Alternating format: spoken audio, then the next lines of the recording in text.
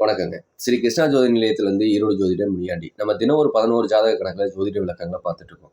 அதுல இப்போதைக்கு நம்ம பார்க்கக்கூடியது 9வது ஜாதகம். அதாவது நம்ம ஜாதகத்துக்கு கட்டணமா வாங்கிட்டு இருக்கிறது எவ்வளோன்னு பார்த்தீங்கன்னா, ஒரு ரூ. 200 வாங்கிட்டு இருக்கேங்க ஒரு ஜாதகத்துக்கு. உங்களுக்கு துல்லிய பலனா ஒரு 80% என்னால குடுக்க முடியும். முடிஞ்ச வரைக்கும் தேவைப்பட்டதுன்னா ஸ்ரீ கிருஷ்ணா ஜோதி நிலையத்தை அணுகுங்க. 13/11/1998ஆம் ஆண்டு பிறந்த ஜாதகத்துக்கு உண்டான பலன்களை பார்க்கலாங்க. நீங்க பிறந்து 27 வயசை பூர்த்தி பண்றீங்க. நீங்க பிறந்தது வெள்ளிக்கிழமைங்க. அதாவது தேய்பிற தசமி தேதியில பிறக்கக்கூடிய உங்களுக்கு பூர நட்சத்திர சிம்ம ராசி அமையக்கூடிய அமைப்பு. இந்த சிம்மத்துக்கு யாரு சந்திராசிரமமா அமைவா அப்படின்னா, மீன ராசி சந்திராசிரமமா அமையக்கூடிய அமைப்பு நல்லா இருக்குங்க. மோ டா டி டூ இந்த பெயர்நாமம் கொண்டவங்களுக்கும் இந்த பூர நட்சத்திர சிம்ம ராசி பொருந்தும் அப்படிங்கிறது எடுத்துக்கலாம். சரி, பூர நட்சத்திரம் சிம்ம ராசி அப்படின்னாவே சிம்மம்னாவே அதிகாரத்துக்கு சொந்தக்காரங்க. பூரம்னா சுக்கரனோட சாரம். இந்த இது வருமானத்துக்கு சொந்தக்காரங்க. அப்போனா அதிகாரத்து மூலியமா வருமானத்தை ஏற்படுத்த பார்ப்பாங்க, லாபத்தை ஏற்படுத்த பார்ப்பாங்க. மனைவியும் அதிகாரத்துக்கு சொந்தக்காரியாக வந்து அமையக்கூடிய அமைப்பை இது சில சமயம் கொடுத்துரும் அப்படிங்கிறத நம்ம எடுத்துக்கலாம். சரிங்களா? மனைவி மூலியமா நமக்கு இல்லைன்னா அதிகாரம் வந்து சேருங்கிறத கூட நம்ம எடுத்துக்கலாம். சரிங்களா? சரி, ஓகே. இப்போ உங்களுக்கு உண்டான குபேர புள்ளி என்னன்னு பார்த்தீங்கன்னா, திருவோண நட்சத்திரம் மகர ராசிலையும், அதிர்ஷ்ட புள்ளி பூர நட்சத்திர சிம்ம ராசிலையுமே அமையக்கூடிய அமைப்பு சூப்பராக இருக்குங்க. இப்போ பூர நட்சத்திரத்தில் பிறந்த உங்களுக்கு எடுத்தோடனே தசாபுத்தி சுக்கரனோட தசையும், அடுத்தது சூரியனோட தசையும் 6 வருஷமும், சந்திர தசை ஒரு 10 வருஷமும் இப்போதைக்கு ஓடிட்டு இருக்குது. செவ்வாய் தசை ஒரு 7 வருஷம் ஓடிட்டு இருக்கலாம்.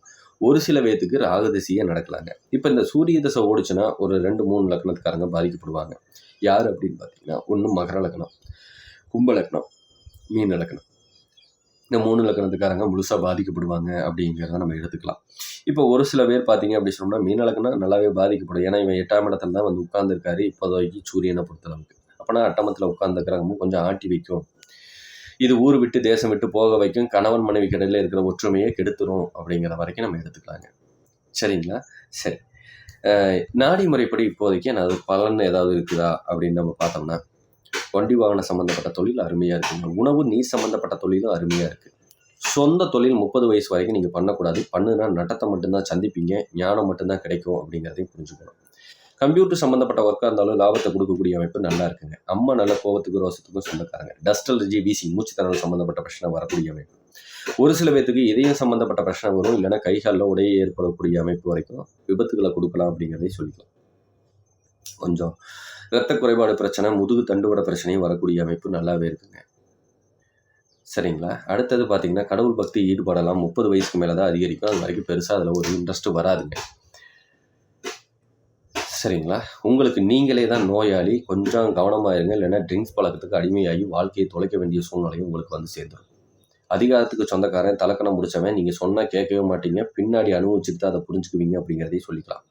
மனைவியும் பார்த்தீங்கன்னா, அதிகாரத்துக்கு சொந்தக்காரி, தலக்கணம் முடிச்சவன் உங்களுக்கு வந்து அமையக்கூடியது. அவள் கையில் எல்லா பொறுப்பையும் விட்டிங்கன்னா நீங்கள் தப்பிச்சுக்கலாம் அப்படிங்கிறதையும் எடுத்துக்கோங்க. தோல் பிரச்சனை, நரம்பு பிரச்சனையும் இது கொஞ்சம் கொடுக்கும் அப்படிங்கிறதையும் எடுத்துக்கலாம். இதே ஒரு பெண் பிள்ளைகள் ஜாதகம் இருந்ததுன்னா, நீங்கள் அதிகாரத்துக்கு சொந்தக்காரி தான், மாற்றமே இல்லை. குடும்ப பொறுப்பு உங்கள் கையில் இருந்ததுன்னா வாழ்க்கை நல்லா இருக்கும். நல்ல ஒரு ஆசிரியர் இருந்தால் நீங்கள் அதில் மாற்றம் இல்லை. கம்ப்யூட்டர் சம்மந்தப்பட்ட வேலை, உணவு நீங்கள் சமைச்சிங்களாலும் அருமையாக டேஸ்ட்டாக இருக்கக்கூடிய அமைப்பு வரைக்கும் இருந்துட்டு போகும். பீரியட் சம்மந்தப்பட்ட பிரச்சனை, வயிற்று வலி சம்மந்தப்பட்ட கோளாறுகளை இது ஏற்படுத்தும். ஒரு சில சமயத்தில் கணவனால் பிரயோஜனம் இருக்காது, இல்லைன்னா சகோதரனால் பிரயோஜனம் இருக்காது அப்படிங்கிறது நம்ம எடுத்துக்கலாம். கோச்சாரத்துப்படி எங்களுக்கு ஏதாவது சுப பலன்கள் உண்டா அப்படின்னு நீங்கள் பார்த்தீங்க அப்படின்னு சொன்னால், இன்னும் 1.5 வருஷம் வரைக்கும் சுப பலன்கள் இல்லை. கொஞ்சம் பிரச்சனைகள் வேணா இருக்குது. அதை சரி பண்ணக்கூடிய அமைப்பை இன்னும் 1.5 வருஷம் கழித்து உங்களுக்கு தீர்வு கிடைக்கும் அப்படிங்கிறத சொல்லிக்கலாம். மேலும் வேறு தகவல் தேவைப்பட்டால் ஸ்ரீ கிருஷ்ணா ஜோதி நிலையத்தை அணுகுங்க. மிக்க நன்றி. வாழ்க வளமுடன்.